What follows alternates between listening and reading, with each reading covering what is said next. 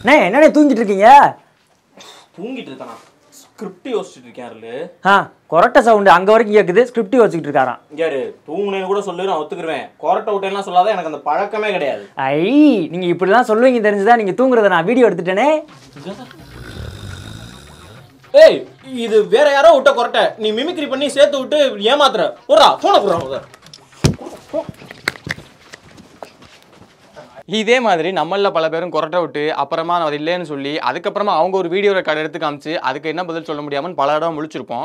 இந்த கொரட்டை சத்தம் முதல்ல எதனால வருது அப்படிங்கிறத பற்றி தான் இந்த வீடியோவில் நம்ம பார்க்க போகிறோம். கொரட்டை ஏன் வருதுன்னு தெளிவாக புரிஞ்சுக்க உங்கள் கையை இந்த மாதிரி மடக்கி உங்கள் வாய் முன்னே வச்சு அதில் காற்று ஊதுங்க.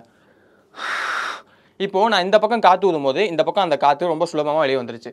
இப்போது இதுவே அந்த கையை நல்லா டைட்டாக மடக்கி அதே மாதிரி அளவு காற்று அந்த பக்கம் ஊதுங்க.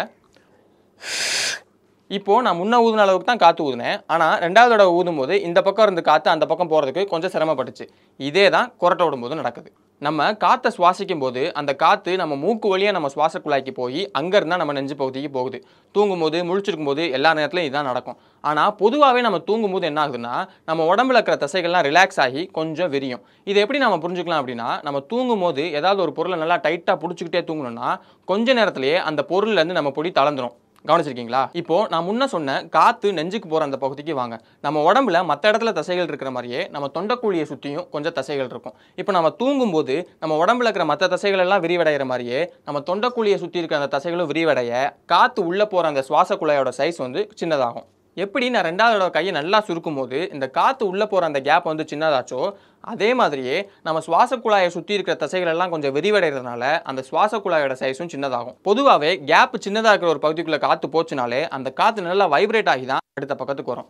அதே மாதிரி இப்போ தசைகள் விரிஞ்சு நம்ம சுவாச குழாயும் சின்னதாக இருக்கிறதுனால அதுக்குள்ளே போகிற காற்றும் நல்லா வைப்ரேட் ஆகும். அப்படி வைப்ரேட் ஆகும்போது வர சத்தத்தை தான் நாம் கொரட்டை சத்தம்னு சொல்கிறோம். சிலருக்கு மற்றவங்களை விட கொரட்டை விடுற சத்தம் கொஞ்சம் அதிகமாகவே கேட்கும். இதுக்கு காரணம் என்னென்னா, அவங்களுக்கு இந்த தொண்டைக்குழியை சுற்றி இருக்கிற தசைகள் கொஞ்சம் அதிகமாக இருக்கும். தொண்டையை சுற்றி இருக்கிற தசை அதிகமாக அந்த சுவாச குழாய் சுருங்குறதும் கொஞ்சம் அதிகமாகி காற்று உள்ளே போகிற பகுதி ரொம்ப சின்னதாகிட்டே போகும். இப்படி ஆறுதால உள்ளே போகிற காற்று இன்னும் ரொம்ப அதிகமாக வைப்ரேட் ஆகி கொரட்டை விடுற சத்தமும் ரொம்ப அதிகமாக வெளியே கேட்கும். இந்த ஒரே ஒரு காரணத்தால் தான் கொரட்டை சத்தம் வருதான்னு கேட்டால் உலகத்தில் உள்ள அநேகம் பேருக்கு இந்த ஒரு காரணத்தால் தான் வருது.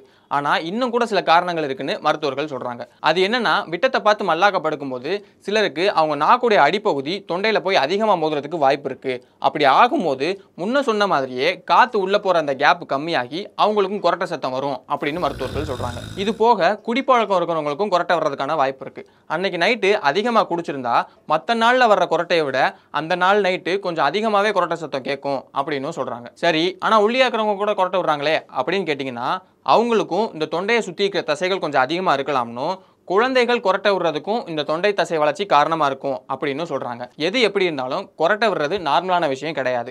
மற்றவங்களோட அதிகமான சத்தத்தோட கொரட்டை விடுறவங்களும் குழந்தைகள் தொடர்ந்து கொரட்டை விட்டாலும் மருத்துவர்களை உடனே கலந்தாலோசிக்கிறது நல்லது.